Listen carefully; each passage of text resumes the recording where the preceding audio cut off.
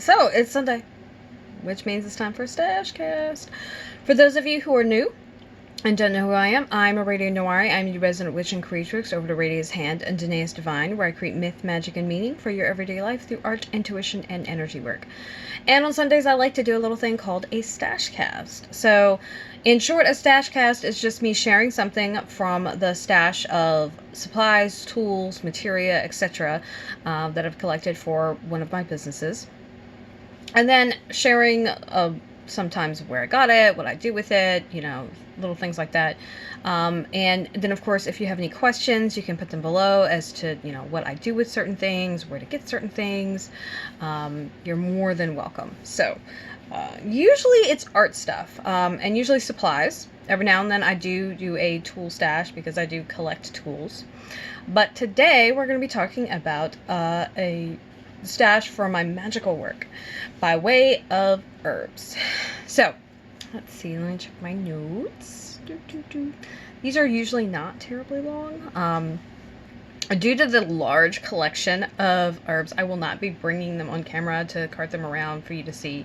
If you want to see them, you can scroll to the post below and look at the pictures. If you're watching this on YouTube, hit the link at the very top and it'll send you over to Patreon. And then you'll be able to see all of the pictures of everything. Now, I will say these pictures are in jars. So a lot of them you're seeing the lids, some of them you're seeing the contents for things where I could turn them on their side easily and you could see through them. But I also wanted to just make sure I got all the pictures and got them as soon as possible. And a little heads up, we're going to be doing another type of stash like this probably in the next couple of weeks.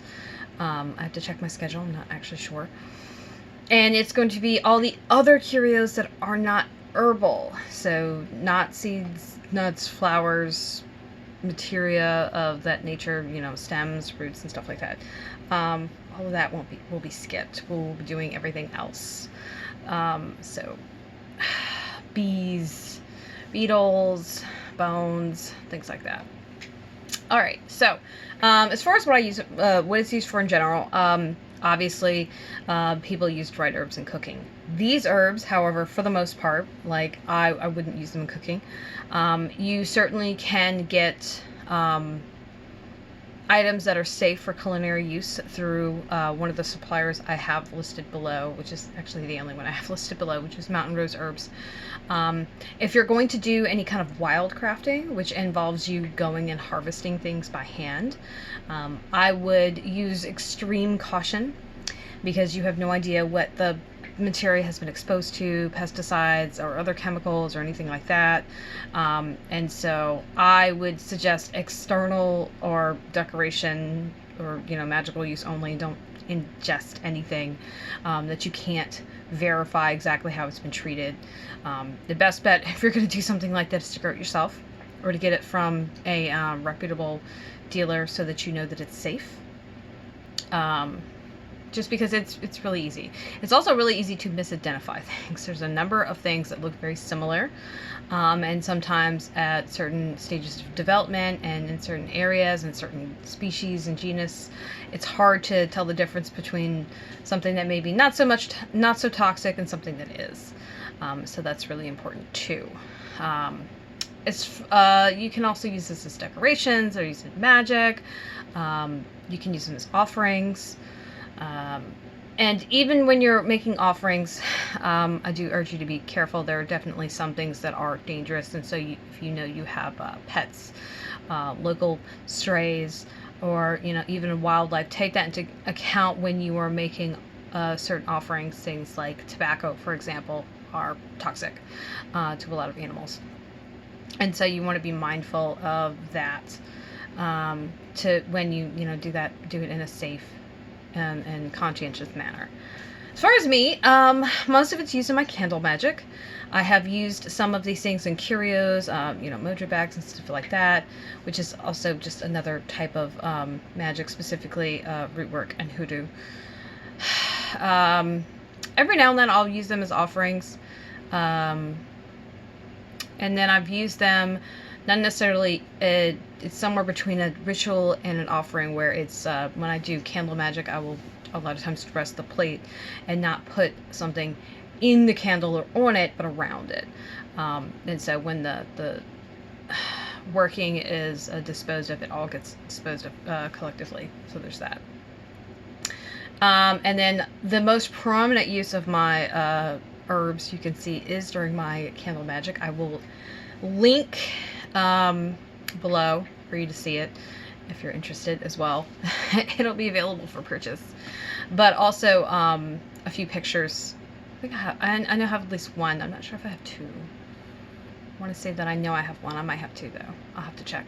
Of a working. And then I have all the pictures of all the jars. So that's it. This is a really, really, really short one. I hope that you enjoy scrolling through the pictures. And of course, if you have any questions about where I got specific things, how I use them, like a specific item, how it's used, or references or anything like that, you are more than welcome to ask. I am including the link to the main supplier that I use for anything that I don't personally get through another person, which is another way for me to get stuff. If you saw the haul this was last week, I think, I got some bones from a sister witch. So, you know, that's another way to procure these items. But it's the same thing goes for if you're wildcrafting, if somebody else is, you know, make sure that they are conscientious and, you know, absolutely sure. If you're going to use something that's decoration or, you know, not ingested, it being contaminated is kind of a little less of a, oh my god, danger. Obviously, you don't want to make offerings of things that are contaminated though, but you know, you don't have to worry about toxins if you're not eating it, right? So there's that. I think that's it. Yeah. So my question for you is, do you have any herbs in your stash? What do you use them for? Where do you get them? Also, I would love to hear from you. You can drop a comment below. And whether you're watching this on YouTube or Patreon, I thank you for being here. Thank you for subscribing to my channel, liking this video. Feel free to share it if you're on Patreon. Thanks for being here. If you're not a patron, consider being a patron. That goes double for you on YouTube as well. It's a cool place to hang out. And I do a lot of special things that only are for patrons. So when I start doing energy work offerings, I offer some community ones at a much lower rate is what we'll call it. It's not a pay what you can, but it's a significantly lower rate than independently hiring me. So there's that.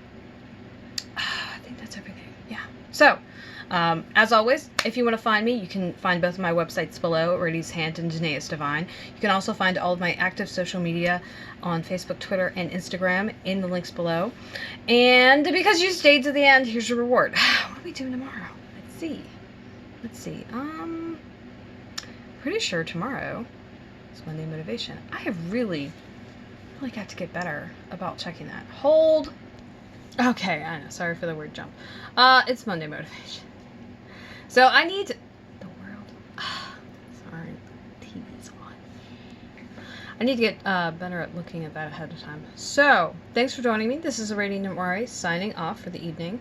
I hope that you had a wonderful weekend, and I will see you hopefully bright-eyed and bushy-tailed tomorrow. Remember, something big is happening later this week. You will be among the first to know, and the first to get maybe the most in-depth, clear look. I don't know.